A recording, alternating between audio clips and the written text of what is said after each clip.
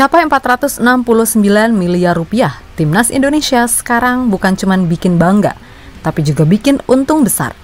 Di balik lonjakan prestasi Garuda di level Asia dan gencarnya perekrutan pemain keturunan kelas Eropa, ada satu fakta mengejutkan.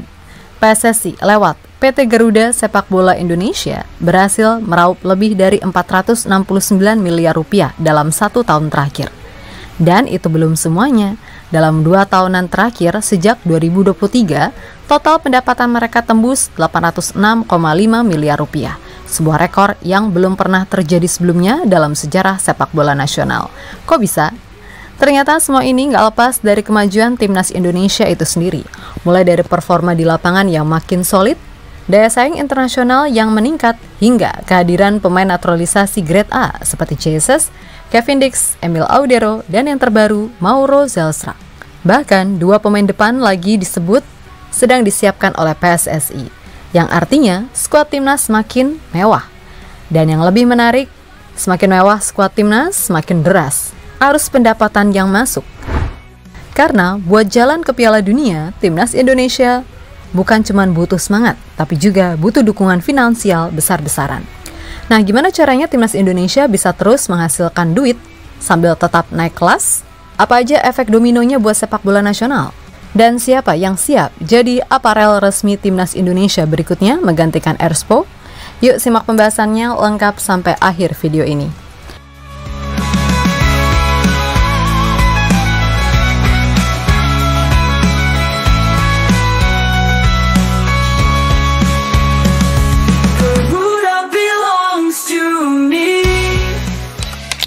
PSSI makin untung besar lewat PT Garuda Sepak Bola Indonesia atau GSI.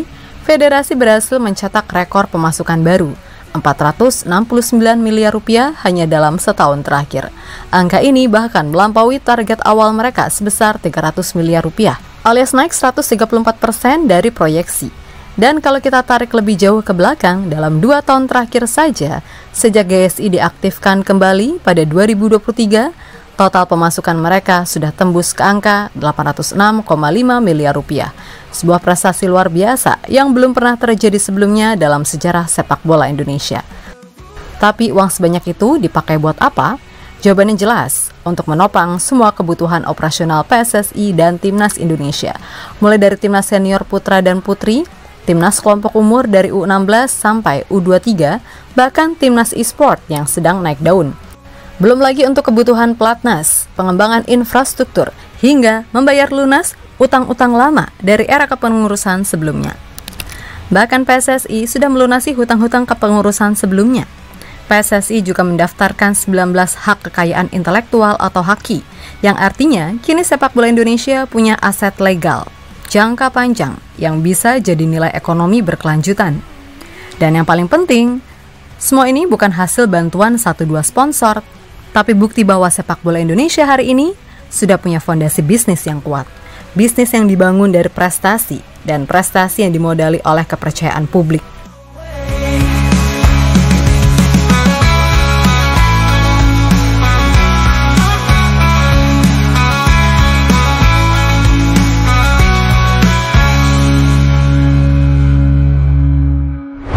Kebangkitan Timnas Indonesia dalam 2 tahun terakhir bukan terjadi begitu saja. Ini hasil dari proses panjang, strategi berani, dan keputusan penting merekrut pemain-pemain keturunan grade A.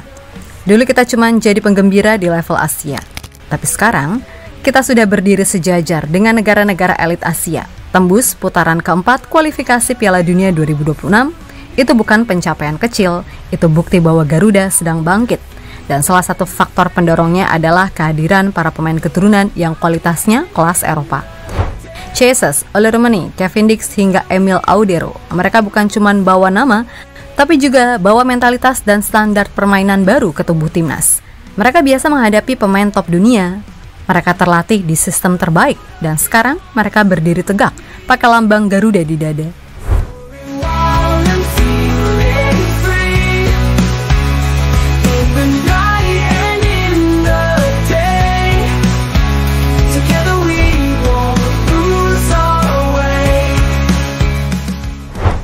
Setelah sukses mendatangkan pemain-pemain elit seperti Jesus hingga Emil Audero, PSSI nggak mau berhenti di situ. Proyek regenerasi dan penguatan timnas terus berlanjut.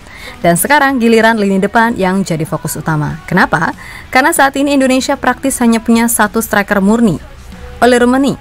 Dan sayangnya, Ole baru saja mengalami cedera. Situasi ini bikin posisi depan timnas cukup rawan. Makanya PSSI bergerak cepat.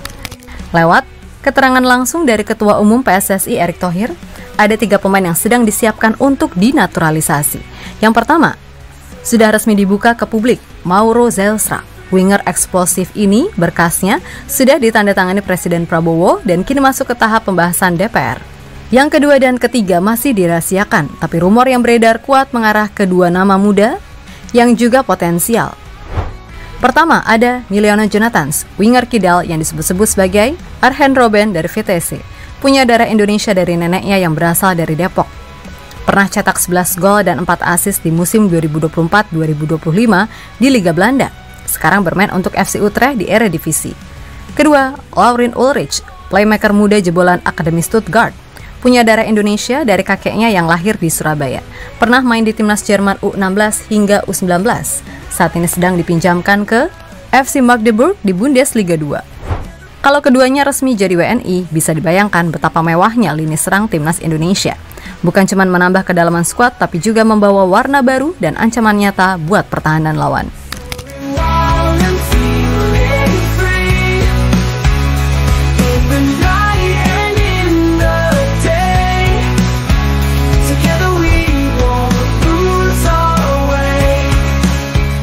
Setiap jersey sepak bola butuh bahan kualitas terbaik untuk dijahit dan menghasilkan kualitas yang diinginkan pasar.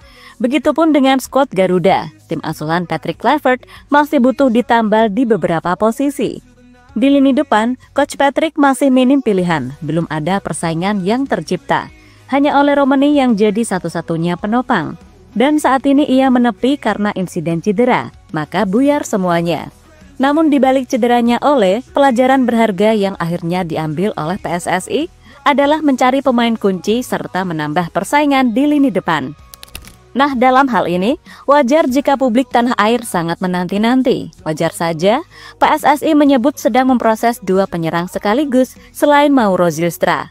Sesuatu yang membuat penasaran, apalagi ternyata dalam proses membutuhkan sosok penting dan orang terdekat, seperti orang tua. Pemain yang hampir bisa dipastikan adalah Emiliano Jonathans. Namun selain dia, banyak yang masih berkemungkinan. So, mari kita lihat bagaimana gambaran jika mereka masuk ke line up timnas dalam video berikut ini.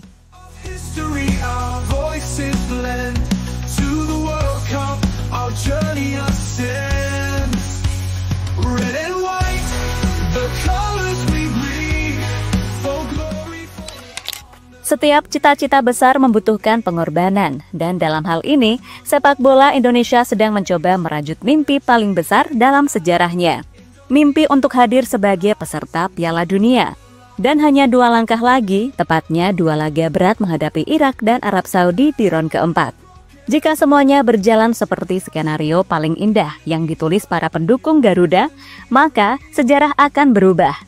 Namun, kita semua tahu bahwa tak ada keajaiban yang muncul tanpa usaha gila-gilaan di belakang layar. Itulah mengapa saat mayoritas mata tertuju pada strategi Kluivert dan kondisi pemain-pemain, PSSI justru bergerak di jalur yang lebih sunyi, tapi sangat krusial lewat naturalisasi pemain diaspora. Semua ingin memastikan bahwa pemain-pemain ini datang dengan restu, komitmen, dan kecintaan.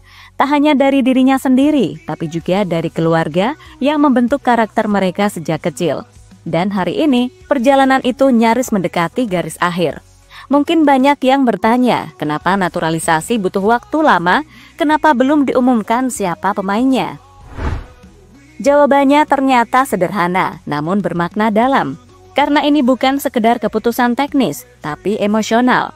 Ketua Umum PSSI Erick Thohir dalam sebuah wawancara eksklusif menegaskan bahwa 2 nama penyerang diaspora yang sedang dalam proses sudah menyatakan kesediaan.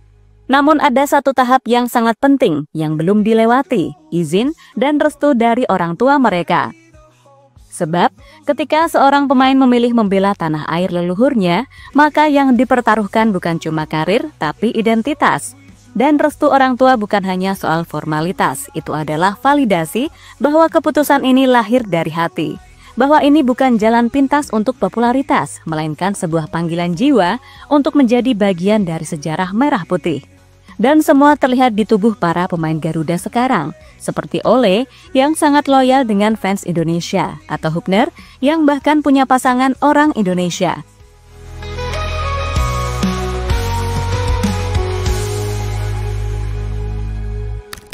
Secara umum, identitas pemain diaspora baru belum diumumkan resmi, tapi dari bocoran orang dalam dan penggalan kode dari Erick Thohir sendiri, nama-nama itu sudah mulai mengerucut.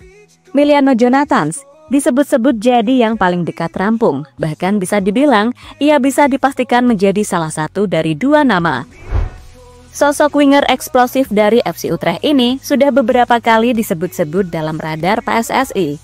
Tapi yang membuat prosesnya begitu cepat bukan hanya karena skill atau statistik, melainkan karena Miliano datang dari keluarga yang memang masih Indonesia. Sang ayah, Dennis Jonathans, sempat memeluk Islam di Jakarta pada Ramadan 2025 lalu. Dalam perjalanannya, ia bahkan sempat bertemu langsung dengan Hamdan Hamadan, tokoh penting dalam jalur diaspora Indonesia. Dan kakek Miliano tinggal di Indonesia, orang Indonesia asli, yang sejak dulu katanya selalu berbisik ingin melihat sang cucu bermain untuk lambang Garuda.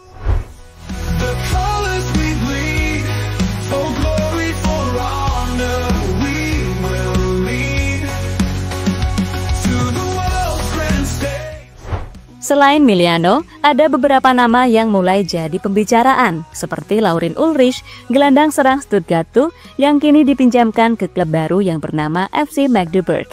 Ia punya darah Indonesia dari sang ibu, usianya masih sangat muda, tapi punya kapabilitas sebagai super sub.